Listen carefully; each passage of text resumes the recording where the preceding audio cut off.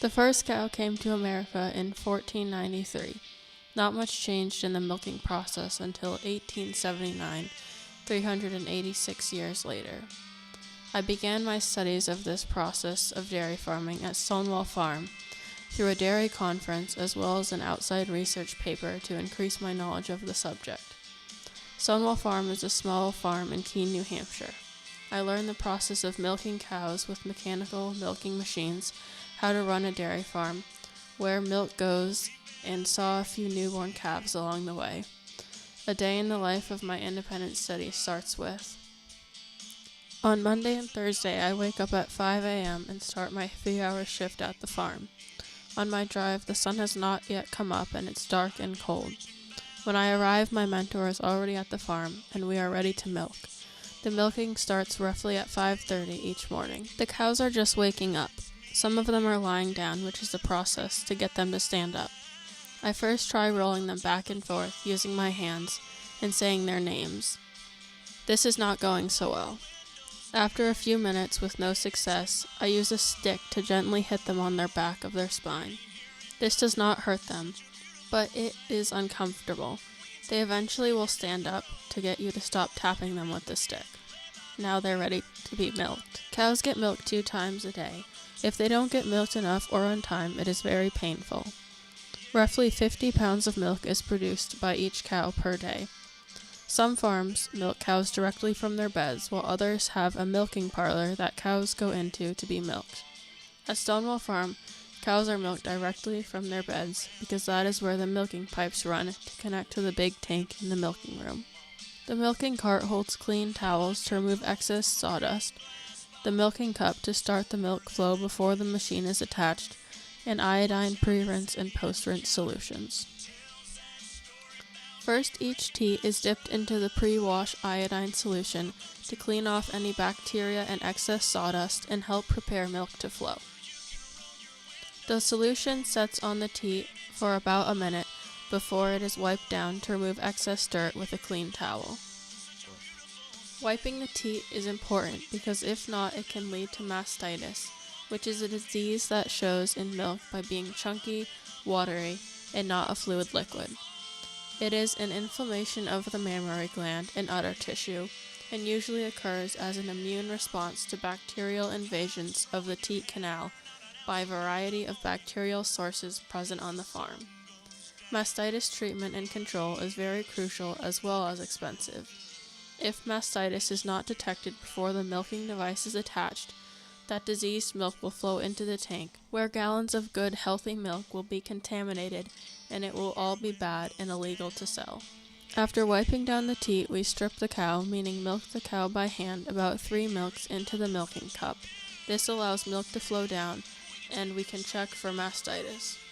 After the cow is stripped, the automatic milking system, also known as AMS, is attached. This system is used to milk cows safely and sanitarily, with minimal human labor, compared to milking by hand. The automatic milking system was developed in the late 20th century and has been commercially available since the early 1900s. This invention has changed the milking process to be more sanitary, efficient, and comfortable for the cows.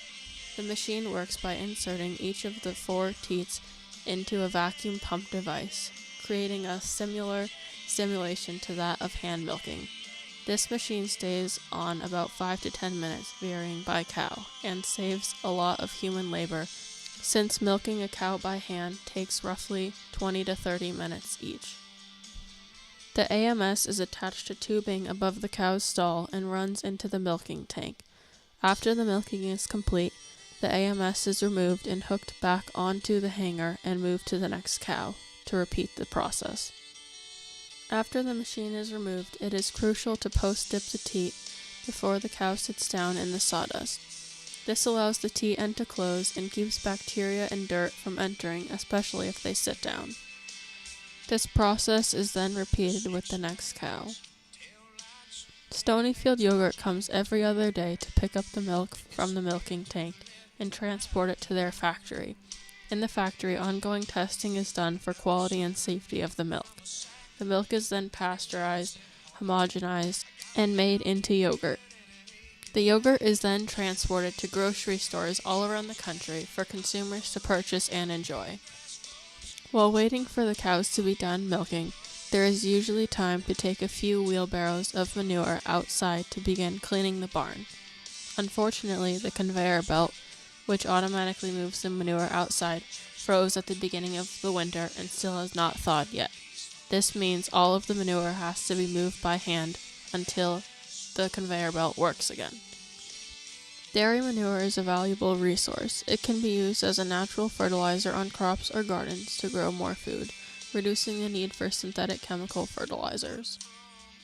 After the cows are milked, we go into the milking room to clean the machinery and measure the milk made for that day. From the 4 milking machines used, they run directly from the cow's teat into the nearby milking room through plastic tubing. The milk is then held in a large tank which cools it. The milking machines get cleaned and hung to be used for the afternoon milking.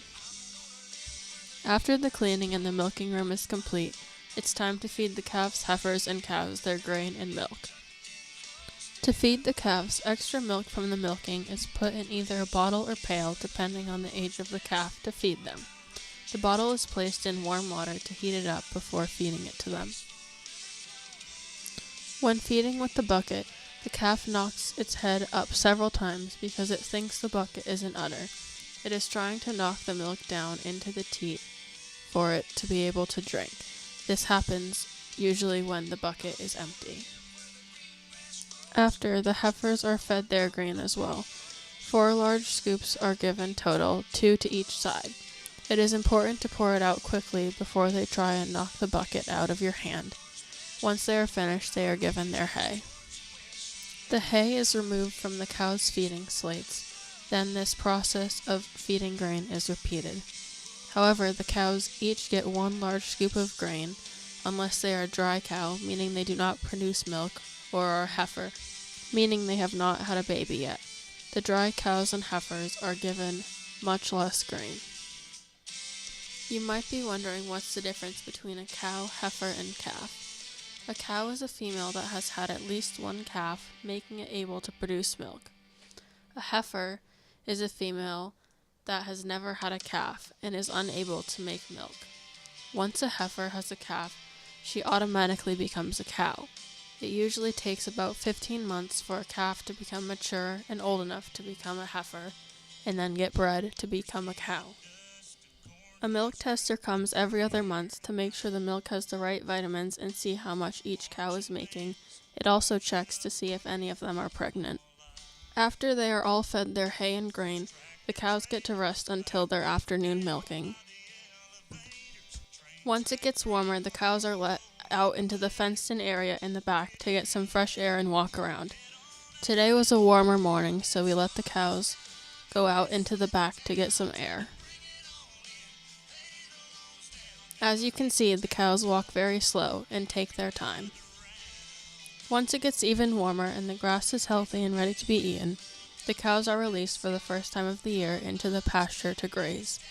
Every spring, when the cows first go out to the pasture, they dance, kick up their heels, and put on quite a playful display. Cows usually don't move this fast, but in this case, they are very excited. This event is called Dancing of the Ladies. It is a public event in which people show up to watch every year. Kids of all ages come to watch. This is a video from the Keene Sentinel of the event.